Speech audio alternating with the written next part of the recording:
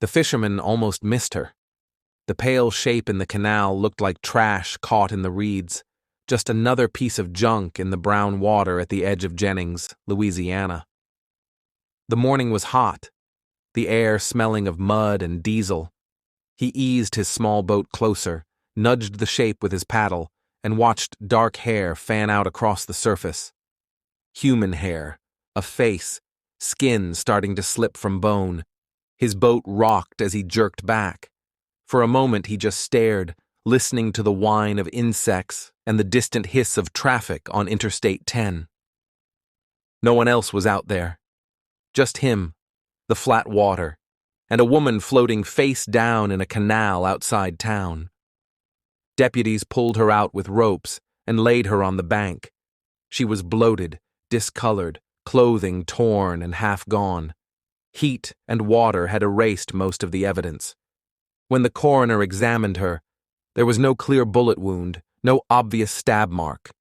It took days to give her back a name: Loretta Chesson Lewis, 28 years old, a mother from Jennings, missing for days. On paper, her death went down as suspicious. In town, on porches, and in bars, people used a different word: murder. If Loretta had been the only one, she might have become a sad story told quietly and then folded into the background of a struggling town. 4 months later, in June 2005, 30-year-old Ernestine Marie Daniels Patterson vanished from the same rough stretch of Jennings. She was known to police, known to dealers, known to other women who walked those blocks. She never came home. Her body turned up in another canal outside town.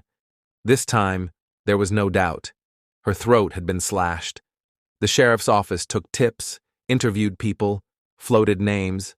Then the case slowed. Ernestine's family kept calling. They watched the urgency leak away. People in Jennings noticed who these first two women were. Both struggled with addiction. Both sometimes traded sex for money or drugs.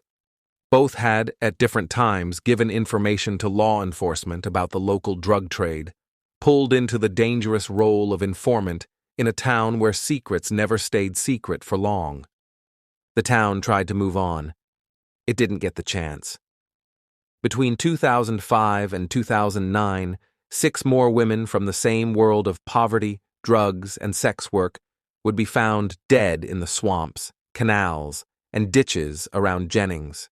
Kristen Gary Lopez, Whitney Dubois, Laconia Muggy Brown, Crystal Shea Benoit Zeno, Brittany Gary, and Nicole Gillory.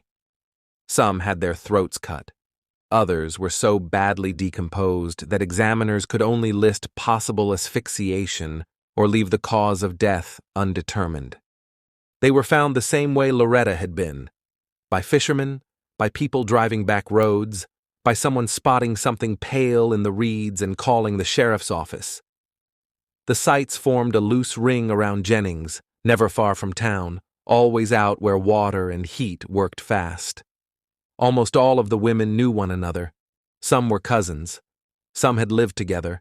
Many shared the same dealers, the same clients, even the same boyfriends. Several had served as informants for law enforcement, feeding information about the local drug trade back to deputies who, in such a small place, were often on a first-name basis with them. By the end of 2008, 7 women were dead or missing under suspicious circumstances. Jennings had fewer than 10,000 people. The sheriff's office finally acknowledged what everyone else had already decided. There might be a serial killer in Jefferson Davis Parish. A multi-agency task force formed. The FBI came in. Billboards offering rewards went up along the highway. On the ground, the message people heard was different. On porches and in living rooms, residents quietly said the danger did not look like a stranger hiding in the cane fields. It looked like someone in uniform. Some of that fear came from what the women had said while they were still alive. Several told relatives they were afraid of specific officers. Others described being threatened with jail if they stopped cooperating as informants. In the parish jail, the women compared notes about who was dealing, who was talking, and who seemed too close to the sheriff's office for comfort. In August 2009, when Nicole Guillory's body was found off the shoulder of Interstate 10, the count reached 8 women in 4 years. In court files and news stories, they became the Jeff Davis Eight, or the Jennings Eight, named for the town at the center of it all. By then, faith in the investigation had collapsed. Families of the victims accused local authorities of mishandling evidence, losing records, even participating in the crimes outside journalists dug in, including reporter Ethan Brown, whose work later revealed long-standing connections among victims, suspects, and members of law enforcement. Accounts described contaminated crime scenes, disappearing evidence, and witness statements that shifted whenever questions pointed toward the sheriff's office. The task force insisted it had chased every lead it could. At different points, officials said there might be a single serial killer, then suggested multiple killers were more likely. A few suspects were arrested on charges tied to 1 or 2 women, but murder cases fell apart. Witnesses recanted or died. Physical evidence proved too weak or too compromised. Grand juries refused to indict. For the families, each failure felt like the same story playing again. They remembered calling deputies when their daughters first went missing and being told to wait, to relax, that these women sometimes disappeared. They remembered being warned not to talk to reporters. They heard their daughters reduced to a few ugly labels in public: addict, prostitute, informant. They knew what that did to public sympathy, to the energy behind a case file. Inside those homes, the memories are different. Relatives talk about Loretta's laugh, Ernestine's stubborn streak, Kristen drifting between relatives' houses, Whitney checking on her child, Brittany trying to straighten out her life at 17. The women were more than their worst choices. They were daughters, mothers, sisters, cousins, friends. Law enforcement officials pushed back on allegations of corruption and cover-up.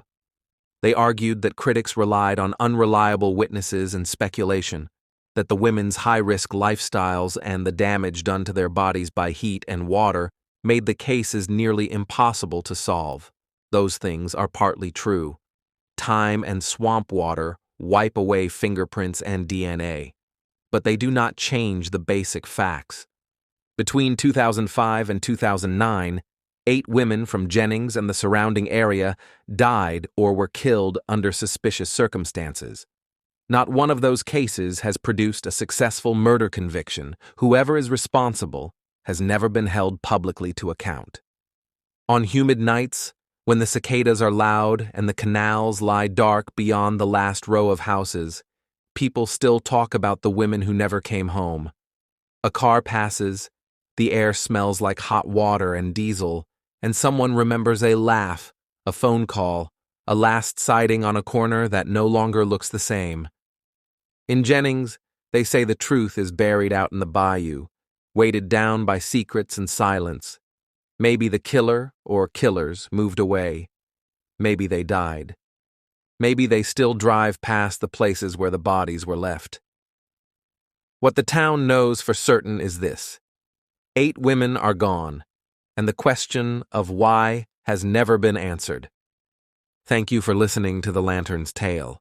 Subscribe for more true stories, if you dare.